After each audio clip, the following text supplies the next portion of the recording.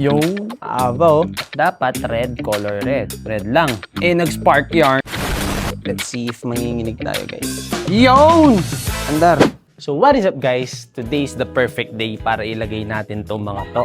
So sa mga hindi nakakaalam, isa to sa mga ilaw na i-set up natin dito sa mga aquarium natin. Kung mapapansin nyo kasi, guys, may mga videos ako na in-upload nung mga nakaraan. Pero napakapangit talaga na setup ko tuwing gabi. So ngayon, gagawa na natin siya na solusyon at maglalagay na tayo ng mga ilaw. Maliban dito sa mga ilaw na to, guys, meron pa tayong mga kailangan bilhin. Syempre, isa na to sa mga wires. Baka sakali kasi kailanganin natin ng mga wires. So, eto, bumili na rin ako. Next naman, itong adapter na to, kailangan natin to syempre para at least meron tayong saksakan sa mga ilaw natin. So, kagandahan nga pala dito sa mga ilaw natin, meron na siyang double-sided tape sa likod. So, napaka-easy na lang talaga, di ba, na ilalagay mo siya. So, first, nakikita nyo ba yan? Ito, nakikita nyo yan. So, kailangan, putulin ko muna siya. Like, ayan, kailangan maganyan. Tanggalin natin siya, tanggalin natin yan, tanggalin natin. Alam nyo yan? So, tara. Meron akong blade dito. May blade ko lang naman. Ito yung gusto kong sabihin. So, na-blade na natin siya. Yan. Yun, no? Diba? Naalis natin. So, gagawin natin to sa lahat para at least may stretch natin sila lahat, diba? Tara. So, yun guys, tingnan nyo, diba? Mahaba na siya, diba? So, kung malakas tong mga ilaw na to, sulit na sulit to.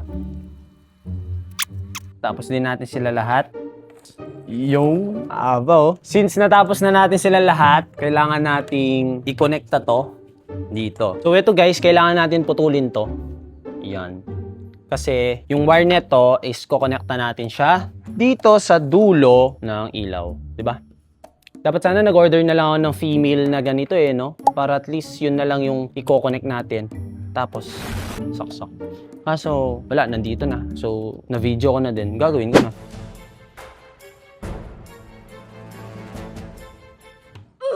Yun, bilis lang no? Putulagan. So, ngayon, mahatiin natin siya.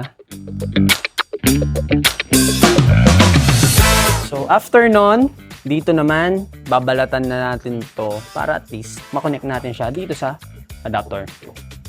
Tagal no? So, ito, i-connect na natin siya. Dapat red color red. Red lang. Nag-spark yarn.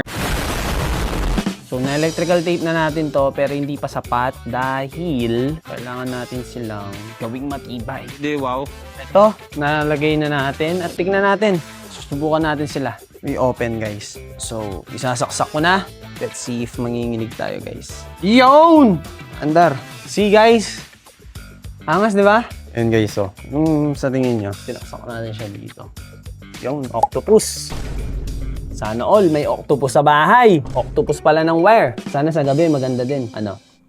Ayos, di ba? C1 na yan, no? C1 na yan, no? Oh, C1. Try ko munang pag-aralan, guys, kung paano siya malalagay. Yun, nasa gitna sila. Ang sabi ko pag-aralan. Pero ang nangyari, ayan, kinabit agad. Kaya ang ending... Wait lang. Babalik natin yung, double-sided. Wait lang, ngani! Ang akala ko kasi guys masasakto natin yung tatlong ilaw sa isang aquarium. Ang kaso nga lang nabibitin yung wire nung idinidikit na natin yung mga ibang ilaw sa kabilang aquarium. Ayun guys, so far maganda yung nagiging palalabasan natin. Pero meron lang tayong mga konting pagbabago kaya gawin na natin. Let's go. 1, 2, 3. Okay. At habang ginagawa ko tong parte na to guys, gusto ko lang sa inyo magpasalamat dahil sa walang sawa niyong pagsuporta sa akin. Hindi lang dito sa TikTok dahil pati na rin sa community na ginagawa natin. Sa mga hindi nakakaalam, i-check nyo lang po yung bio ko at makikita nyo doon. At ganun pa man, syempre isa-shoutout ko na rin yung mga brother ko dito sa community na sina Ronel Gremillo, Anmar Angeles, at si Arvin John Angeles. So shoutout sa inyo mga brother at more fish to come. So ito guys, natapos din natin sila. So ito yung naging ending. So ito lang yung naisip ko na paraan para at least tigta tatlo silang mga to. So ngayon, ang gagawin natin is i-connect natin to dito. At ito na nga guys, ikakabit na natin. Ang hirap lang kasi na double-sided na natin to. Ang hirap hilahin. So paano ba? Ayun, nakuha ko pa. Ayun naman pala eh. Dali lang pala eh. Sino nagsabi mahirap? Ha? Ang hirap lang kasi na double-sided na natin to. Ang hirap. Ako? Hindi ako yun. O sige, pwede na to. Sige. And then, sugatan natin siya para maano natin yung wire. At dito na nga susubukan na natin siyang i-connecta para naman madikit na natin yung mga ilaw sa tapat ng mga aquarium. Yung! Natapos din. Change position lang tayo kasi ididikit na natin sila.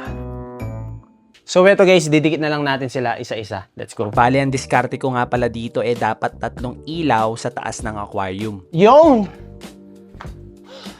Ningal ako doon kasi kailangan natin magmadali. At ito guys, nakita nyo naman, ganyan yung naging setup natin. O, diba? So, tigta tatlo yan. At, ayan, diba? So, ngayon, titingnan na natin siya kung ano ang magiging resulta nito. Let's go! Paano yung to?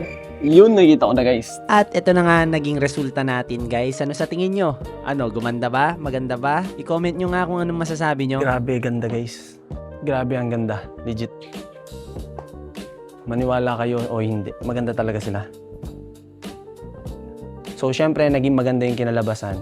Ano pang expect natin? Syempre, bumili ka ng LED na fluorescent na ilaw.